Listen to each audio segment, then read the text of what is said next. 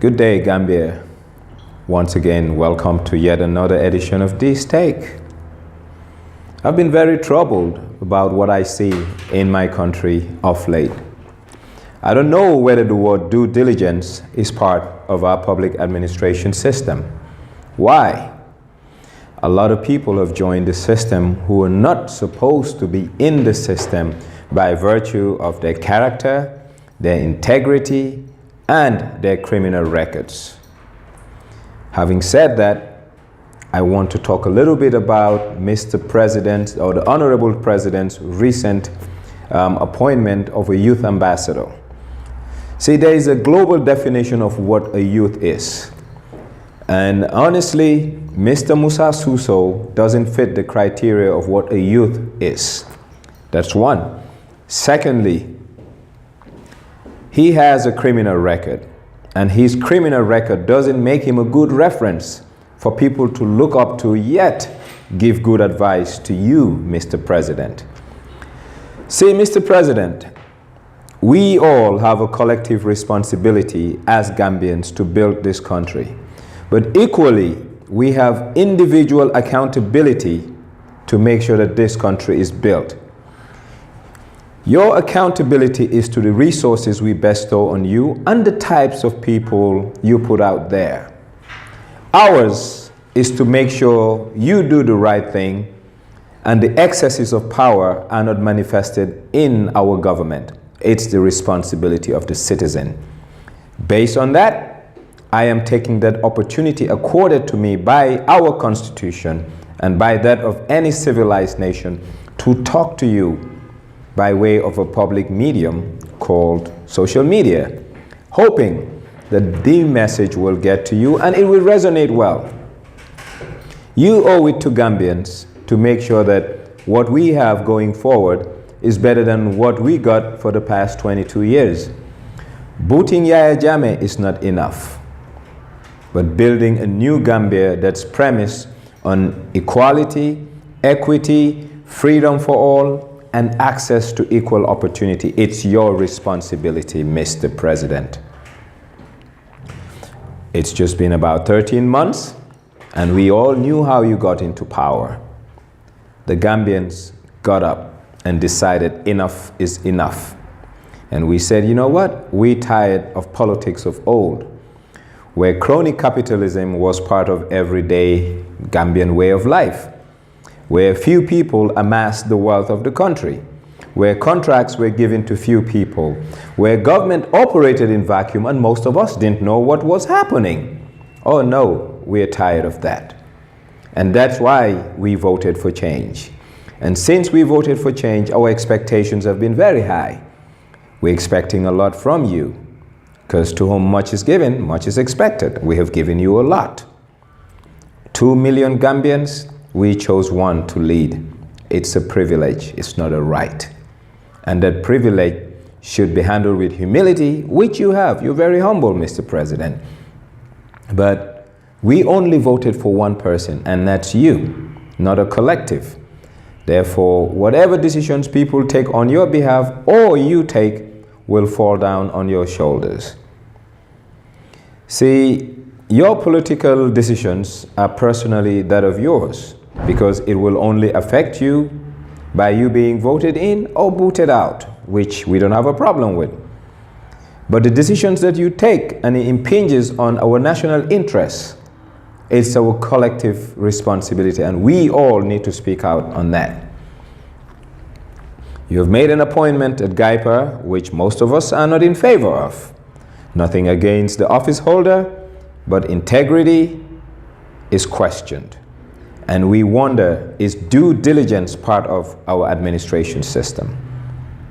You have a cabinet member that, people are questioning his moral standing and his, statute to be an honorable minister by virtue of his former track record. Now you have given us a youth advisor, one who is not a youth, and two, someone who's been known to be a felon. But that beside the point. This guy, Mr. Musa Suso, has been a political opportunist, and we have seen how he operated under Jammeh, how he went to jail, came out of jail, and still wanted to go under the feet of Jammeh. That's not the type of people we want to give advice to the highest office of this land. That's one. Number two, political adventurism is not something we want, because the cronies are really taking root, Mr. President.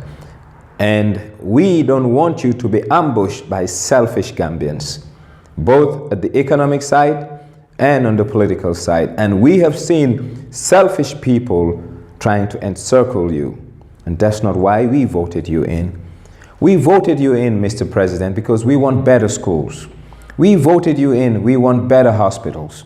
We voted you in because we want a better life and livelihood for the average Gambian. We want better infrastructure. We want opportunities for Gambians, Mr. President. This is why Gambians have a high expectation, and this expectation can only be met when Mr. President decides to do things that is in the best interest of all. Like I said, we all have a collective responsibility to make sure that Gambia becomes a better place. But equally, once again, we have individual accountability in that process. And you will be held accountable, Mr. President, for some of the decisions you're taking. Look at NAWEC, for instance. It's bad governance for the board not to know that a deputy MD is being fired. And let alone a month after he has been fired, he has been reinstated. That's bad public administration, and that's not what we want to see. It weakens our structures. It takes away tenure of office. It shows public servants that, look, you're not secure, and this is why we want tenure of office. Another thing, civil service reform. Mr. President and Honorable President, Your Excellency, we're not asking for too much. We're asking for the right thing. And the right thing is country first. The right thing is Gambians first. And when we say Gambians first, we mean in all spheres of life and livelihood. Our economics, we should be at the forefront of building this nation, and we should be at the forefront of receiving the rewards of building this nation, and that's called public contracts. Look, we cannot build Gambia if we give outsiders the best piece of our pie. The best piece of our pie should reside with Gambians. And you know what? It will have a ripple effect in the economy once Gambians are given the opportunity to take charge of our economic development. Therefore, Mr. President, I do hope you find time and solace to reflect why so many Gambians went to the polls December 1st to give you their vote. We still love you, and we still have hope in you, but the trajectory that this government is taking is quite worrisome. Worrisome in the sense that good-for-nothing people are allowed to be in places that they're not meant to be, both in the administrative side of things, the political side of things, and the economic side of things, Mr. President. Please, please, we're getting frustrated. And guess what? We have avenues. Just like we voted you in, we can have defiance. Just like we voted you in, we can put pressure on our parliamentarians. Just like we voted you in, you may want to ask us for a second term, and we will say no. Why?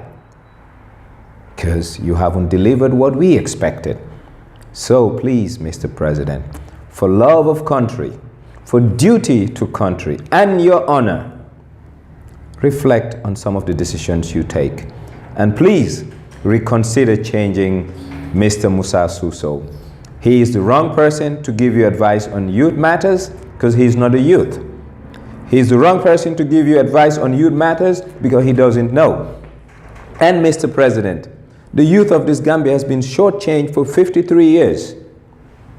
We bear the brunt, or rather they bear the brunt of what's going on in Gambia. If you look at unemployment, they're the people who are unemployed. You look at opportunities, they're the ones who are not seeing the opportunities, Mr. President. And the last 22 years have prostituted the Gambian youth. So don't allow another good-for-nothing to give you advice for them to be further prostituted, Mr. President. Please, Gambians deserve better. There are great Gambians out there to choose from, not only in the case of Musa Suso, but many, many other cases. And I hope you start looking at those Gambians in the interest of the Gambia, in the interest of the nation we want to build and make better. We cannot make better this place if we're nepotistic. We cannot make this place better if we have a crony attitude towards building the nation. This nation deserves the best and its brightest to take charge. You, being at the helm of our country, should allow the best and the brightest. You should not only scout them, you should motivate them. You should not only motivate them, you should engage them. You should not only engage them, you should allow them to dirty their hands and make sure that this place becomes better. Mr. President, with all due respect, I humbly hope that you will listen to what I have to say, because I'm not talking on my behalf, I'm talking on behalf of all and sundry. We remain humble, we remain loyal, but loyalty is to country, not an individual. So we are loyal to the Gambian interest, and I do hope the Gambian interest is your interest, and that's the common denominator I do hope we share in common. So Mr. President, let's do right to Gambia. Mr. President, Gambians want you to help us. And in helping us, you help yourself by building a better legacy.